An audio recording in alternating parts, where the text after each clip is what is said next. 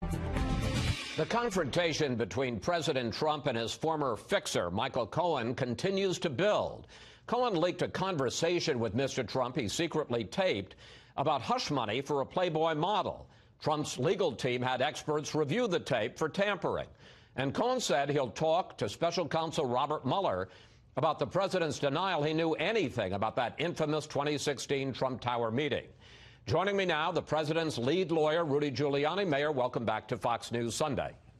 Thank you, Chris. Good to be with you. I want to start with Michael Cohen, Mr. Trump's former lawyer, his former fixer.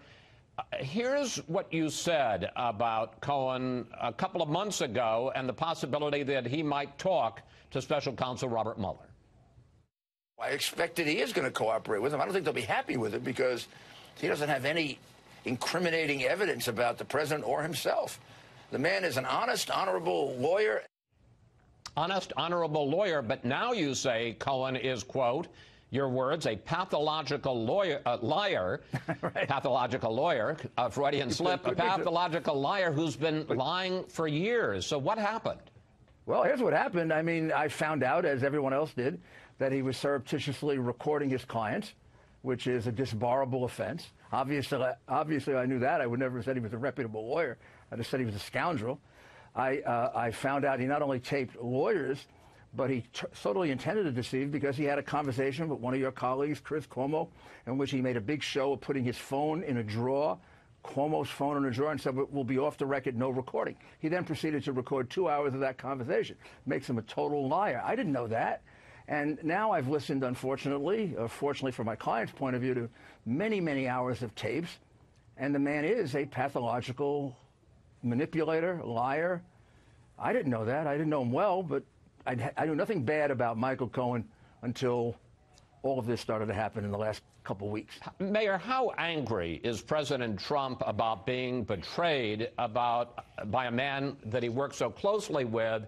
And what does it mean, this talk now that their joint defense agreement is over? What's the practical effect of that? Well, first of all, the president feels disappointed. I think the anger is over. You know, we've assured him in a very strange way this is a very good development for us because we do have all these tapes, and these tapes are completely demonstrate the president did nothing wrong. Cohen is on record over and over again stating his position. It could be hard for him to contradict that now. And he's done so many despicable things, his credibility is not an issue. The joint defense agreement is, in effect, over because he's making it clear that he's going to try to hurt the president. We can't give him information, and he obviously isn't going to give us information. That's all that it exists for. Cohen's latest so-called revelation is that he reportedly is prepared to tell the special counsel, the Robert Mueller, that he was witness to a conversation in which President Trump knew in advance about the Trump Tower meeting, that Don Jr. and Jared Kushner, Paul Manafort were going to meet with a Russian lawyer. That contradicts what President Trump told the New York Times last summer. Take a look. Did you know at the time that they had the meeting? No, I didn't know anything about the meeting. But you know, you get it must have been a very unimportant meeting because I never even heard about it. Now, the president repeated this week he did not know in advance of the Trump Tower meeting. But let's explore this for a moment. If, I repeat, if he did know, if in fact he did lie to the New York Times last summer when he said he didn't know, is there anything wrong with that? Well, yeah, I guess there's something wrong with it on an ethical, moral basis. Nothing. If you got prosecuted for lying to the newspapers or the press, my God, I mean, Cohen should go to jail for 1,000 years. His tapes are filled with lies, including the most basic of all. He wasn't recording it. But no, he didn't lie to them. Cohen is reported, this is a leak now, so he may change it. Cohen, I mean, you have to pick the day to figure out the story. So Cohen said that he was present at 2 different meetings. He's present at a meeting with Donald Jr., Jared, a group of other people, in which they talked about the meeting 2 days later with the Russians. Then he says he was present at a meeting, the day of the meeting, in the president's office, in which either Donald Jr., Jared, or a few people came in and told the president. Every other participant in both those meetings say it is not true. There was no such meeting in advance. There was no such interruption. If he taped everything else, why the heck didn't he tape this? It's not on tape. And he's capable, I think, unfortunately, of doctoring tapes. Hasn't done that. Be hard to do it now, since we have an expert all over it. So it's just flat out untrue. And are you surprised he's lying? I mean, I would have been surprised back then, but now that I know all this about him, it seems to me his default position is to lie. He's a bad liar because he lies in contradiction to tapes, and he lies in contradiction to what I just said is probably supported by anywhere from 2 to 5 witnesses. Is it fair to say, I mean, you have not been shy in what you said here, that you're at war with Michael Cohen now? I don't know. I don't think we're at war with him. You know, obviously the real test here is the investigators, the Justice Department, and the American public. He doesn't get to decide this case. You know, I should say I feel sorry for him, but nobody will believe me. He's destroyed himself, Chris, as a witness. I prosecuted, 5,000 cases. I'd never prosecute a case on this guy's testimony. First of all, he talks to the press. He may be taping me. Second, he's contradicted so many times that, I mean, you begin your cross-examination by saying, which set of lies are you going to tell us today, Michael? Let's go through them now. All right, let me pick up, because there was another big development this week, and that was the tape that Michael Cohen secretly recorded a conversation in 2016 that he had with Donald Trump before the election, in which there was a discussion of paying money to buy the rights to the story of Karen McDougal, a Playboy model who claims that she had a relationship with Donald Trump. Here's a portion of that tape. I've spoken to Alan Weisselberg about how to set the whole thing up with So what are we going to funding. Yes. And it's all the stuff, because, you never know where that company, you never know where he's going to be. Correct. You say that Cohen violated attorney-client privilege by secretly recording a tape of his own client and then making it public. But Cohen's lawyer, Lanny Davis, came out last night and said, well, you've been talking about the tape, and since you talked about the tape, you have waived any attorney-client privilege. Well, you've got to get the cart before the horse here. I mean, the reality is they leaked the tape, and then we quite clearly responded, which we're allowed to do under the court order.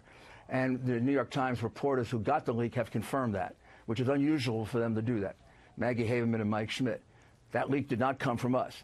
The court order allows us to respond without waiving any privilege. After all, it's not my privilege, it's the president's privilege. If we have to defend him, that's exactly what we were doing. And it has been very helpful to us, because now we've been able to put out the whole transcript, which contradicts several things that Lanny Davis says. He's almost as bad as Cohen. I mean, he said that Cohen didn't intend to deceive when he did these tape recordings. What is it to take a phone, put it in a drawer, and tell somebody you're not recording them if it isn't an intent to deceive? I mean, these people tell Clinton-like lies that can be contradicted by tape recordings. I want to ask you about, this is going to seem a little off topic, but it'll become relevant, Mr. Mayor, about Brett Kavanaugh, who is President Trump's nominee now for the Supreme Court. In 1999, Kavanaugh said of the case in which the Supreme Court ordered Richard Nixon to turn over the White House tapes, quote, maybe Nixon, the Nixon versus U.S. case, was wrongly decided. And in a 2009 article, Kavanaugh wrote this: like civil suits, criminal investigations take the president's focus away from his or her responsibilities to the people. And a president who is concerned about an ongoing criminal investigation is almost inevitably going to do a worse job as president. Question: is Judge Kavanaugh right on the law? You know, I've looked at the law, and I really can't say those are legal opinions. Those are really just things he's saying. We don't see the authority. We don't see. I mean, I believe that the Constitution is clear that the president cannot be subpoenaed, or if he is subpoenaed, he has a right to challenge it on the grounds that they haven't exhausted all other possibilities, that they don't have other ways to get the information. There's a case, the Espy case, closest one you can find. He was a cabinet officer, and they said he could only be subpoenaed, in essence, taken away from his duties, if there was no other way to get the information. So the president would at least have that privilege. Whether he has a complete privilege and therefore can't be investigated at all, I really would have to do more research. I mean, there's a good argument that that's the case. Other law review articles have said that. It does exist as the law in most countries. The head of state has immunity until after he's out of office. But other countries, it doesn't. So that requires more analysis. So, given the fact that that is Judge Kavanaugh's opinion, and given the fact that a legal dispute between President Trump and the special counsel might end up before the Supreme Court, would it be useful to have Judge Kavanaugh be Justice Kavanaugh?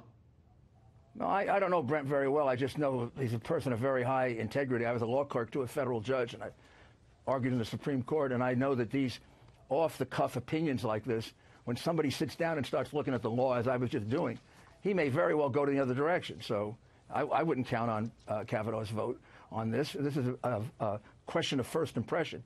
And the Trump situation is very different than the Nixon situation. So I don't think we get an edge one way or the other.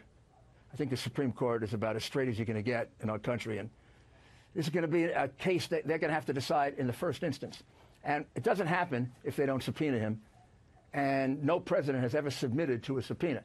Even Clinton, who was subpoenaed, they had to withdraw it before he would testify. Mayor Giuliani, thank you. Thanks for sharing your weekend with us. Please come back, sir. Thank you. Thank you, sir.